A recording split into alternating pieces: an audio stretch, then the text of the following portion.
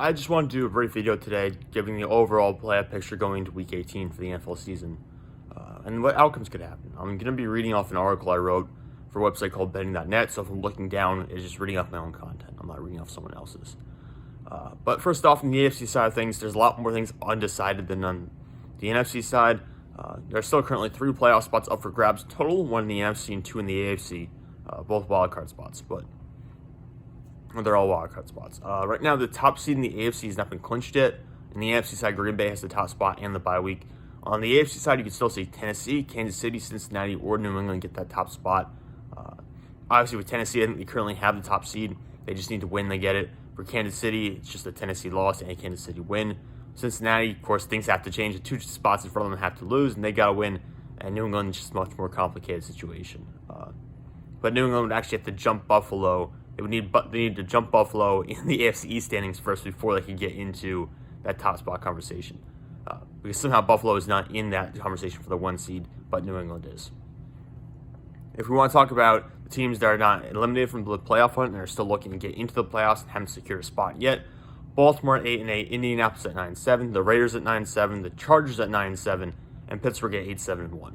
The Colts just need to beat the Jaguars and they're in, so it's a win-in situation for them. The winner of the Raiders versus the Chargers game that's on Sunday night, they get in as well. So it's a win-in scenario for that team, for either of those teams basically. Pittsburgh and Baltimore, it's a much more convoluted situation. Baltimore needs Indianapolis to lose. They need to beat Pittsburgh, obviously, and they need Dolphins and the Chargers, I believe, to lose. Yeah. As for Pittsburgh, they need to win. They need the Colts to lose, and they need the Chargers or Raiders to not tie, and they would get in.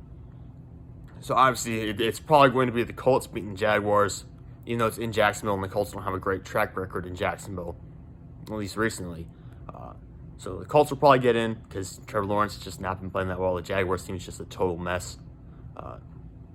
And you've got the Chargers versus Raiders. Whoever likes it, whoever wins will get in. So one of those teams is going to get. One of those teams is going to make it. And I think there's a crazy situation where if the Colts lose and the Chargers and Raiders tie, they both get in. I believe it's a crazy situation, like the total chaos theory one. But I wouldn't expect that to happen, obviously. Now, on the AFC side of things, most of it's already locked up. We got Green Bay at 13-2. There's really no reason for them to even play their top guys. They've got the top seed. They have the bye week on hand. Tampa Bay is currently the 3rd seed at 12-4. Dallas is the 4th seed at 11-5. And the Rams are the 2nd seed at 12-4. But the actual interesting thing there is, even though they're 2nd seed, they haven't secured their own division yet. The NFC West is still up for grabs. If the Rams lose this week to San Francisco and the Arizona Cardinals win their game against, who are they playing? The Cardinals are playing Seattle at home.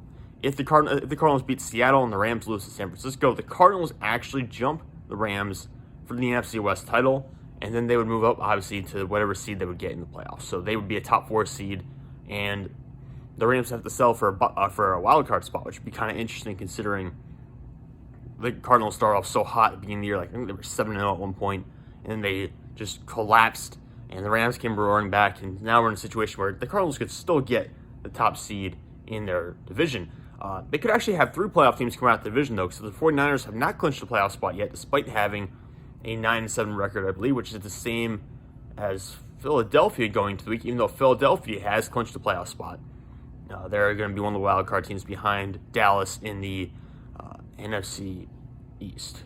But San Francisco, it's tough because the 49ers, to me, based on what's happened this year, I know it's been a little bit of a hectic season with Jimmy Garoppolo and everything like that. The 49ers, to me, are deserving of a playoff spot. They are 9-7. They're playing in one of the toughest divisions in the NFL. Having to face the Rams and Cardinals twice a year. Seattle with Russell Wilson healthy is not a joke. They're 6-10 right now because they had so much time without Wilson, but usually they're a pretty good team. The 49ers, they just need to win this week. The issue is they're playing against the Rams. And the Rams, as I said, they have a reason to play. They're trying to win the division here. The Rams only win the top spot in the NFC West if they win this week or if Arizona loses. And Arizona will probably beat Seattle. And if Arizona beats Seattle, it puts all the pressure on the Rams to win to secure that top 4 seed in the playoffs for the NFC and also win the division. And frankly, while the 49ers are a good team, I don't think they're good enough to beat the Rams when the Rams are going like full sended trying to make sure they can secure this division title.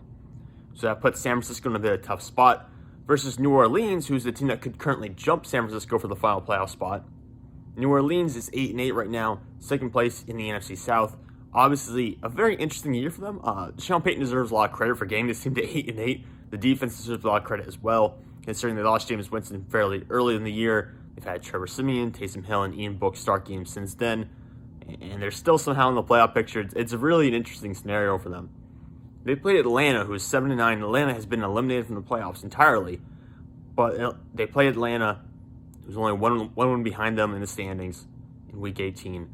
The Falcons, will they play all out? I don't really know. They could rest their guys and just say, hey, you know what, we're out of the year. Let's focus on trying to build this second year under our head coach, see what we can do, just make sure all our guys are healthy.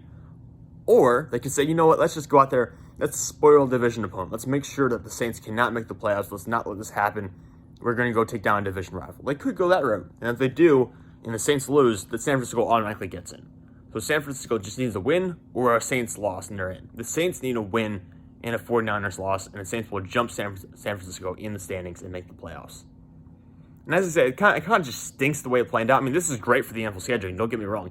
There's going to be a lot of drama. It's great scheduling because you get Baltimore versus Pittsburgh. Both those teams are alive in the playoff hunt. You get the Raiders versus the Chargers. They're alive in the playoff hunt. And you get the Rams playing against the 49ers the 49ers who basically have to win in their opinion. They're going to go in with that mentality of, we need to win this game. And the Rams who want to win this game because it would mean getting the top seed or securing the top seed and not leaving anything up to chance. But it does kind of stink. So the 49ers at this point, having Jimmy Garoppolo or Trey Lance, whichever one is going to be healthy, it's still probably better than what the Saints are putting out there at quarterback. So, tough situation for the 49ers. They're going to have a hard game this week. But if they prevail, it would just be basically making them a 10-win team and kind of prove to everyone they deserve to be in the playoff picture. But those are the scenarios right now, at least at the most basic level for what team can make the playoffs and for some of the seeding scenarios in terms of the AFC and getting that top spot. Thank you all for watching. Hopefully I'll talk to you tomorrow.